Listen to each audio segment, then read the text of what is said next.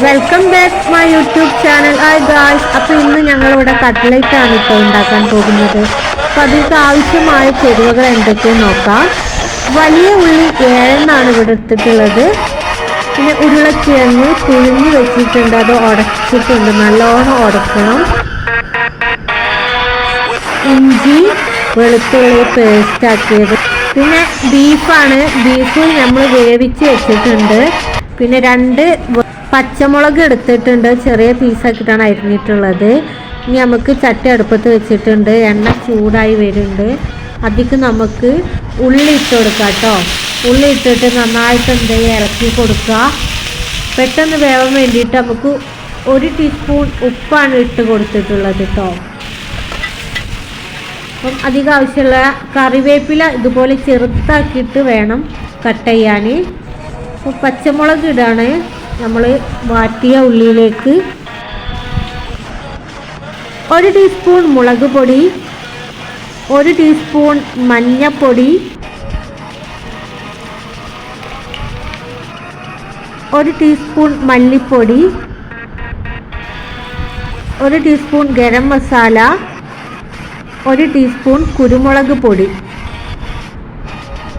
ഇനി നന്നായിട്ടൊന്ന് മിക്സ് ചെയ്യുക.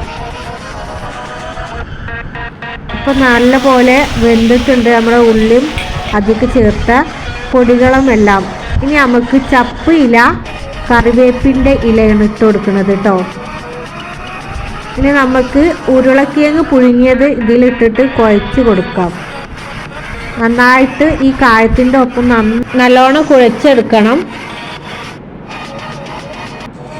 അതിനുശേഷം നമുക്ക് ബീഫ് ഒന്ന് ജാറിലിട്ട് അടിച്ചെടുക്കാം. ജാറിലിട്ടിട്ടുണ്ട്. അപ്പോൾ ബീഫ് അടിച്ചെടുത്തിട്ടുണ്ട്. അപ്പം നമുക്ക് കൂട്ടി വെച്ച കായത്തിലേക്ക് ഇട്ട് കൊടുക്കാം. എന്നിട്ട് നന്നായിട്ട് കുഴച്ച് കൊടുക്കണം കേട്ടോ. ഉരുളക്കിഴങ്ങും ബീഫും നന്നായിട്ട് കുഴച്ചെടുക്കണം. ഇനി നമുക്കൊരു പാത്രത്തിലേക്ക് മാറ്റാം. ഇനി ഇത് നമുക്ക് മുക്കി പൊരിക്കാനായിട്ട് എഗ്ഗ് എടുക്കാം, മുട്ട എടുക്കാം. 4 മുട്ട ഇവിടെ എടുത്തിട്ടുണ്ട്. അപ്പോൾ ഇത് റൗണ്ട് ഷേപ്പ് കിട്ടാൻ വേണ്ടിയിട്ട് ഒരു മൂടിയിലാണ് ആക്കിയിട്ടുള്ളത്. ഒരു ഷേപ്പ് കിട്ടാൻ വേണ്ടിയിട്ട് ഒരു മൂടിയിൽ വെച്ചിട്ടാണ് റൗണ്ട് ഷേപ്പ് ആക്കുന്നത്. എന്നിട്ട് നമുക്ക് മുടയിൽ മുക്കാം. ഇവിടെ റസ്ക് പൊടിയാണ് ഞങ്ങൾ അടിച്ചെടുത്തിട്ടുള്ളത്. അപ്പോൾ അപ്പം ചുറ്റും നന്നായിട്ട് റസ്ക് പൊടി ആക്കി കൊടുക്കുക. അപ്പോൾ ഇവിടെ റെഡി ആയിട്ടുണ്ട്. അപ്പോൾ പൊരിച്ചെടുക്കാം. ഓയിലും ചൂടായിട്ടുണ്ട്. അപ്പോൾ അതിലേക്ക് ഇട്ട് കൊടുക്കാം. പെട്ടെന്ന് മറിച്ചിടരുത്, അപ്പോൾ പൊട്ടിപ്പോവും. കുറച്ച് ബ്രൗൺ കളർ ആകുമ്പോൾ നമുക്ക് മറിച്ചിടാം. കട്ട്ലേറ്റ് ഇവിടെ റെഡിയായി വന്നിട്ടുണ്ട്. നല്ല സോഫ്റ്റാണ്, നല്ല ടേസ്റ്റ് ഉണ്ട്. പെട്ടെന്ന് ഉണ്ടാക്കിയെടുക്കാൻ പറ്റുന്ന വിഭവമാണ്. അപ്പോൾ എല്ലാവർക്കും ഇഷ്ടമായിട്ടുണ്ടാവും എന്ന് വിചാരിക്കുന്നു. അപ്പം ഇതുപോലെ ട്രൈ ചെയ്ത് നോക്കുണ്ടാക്കാൻ. Okay, by.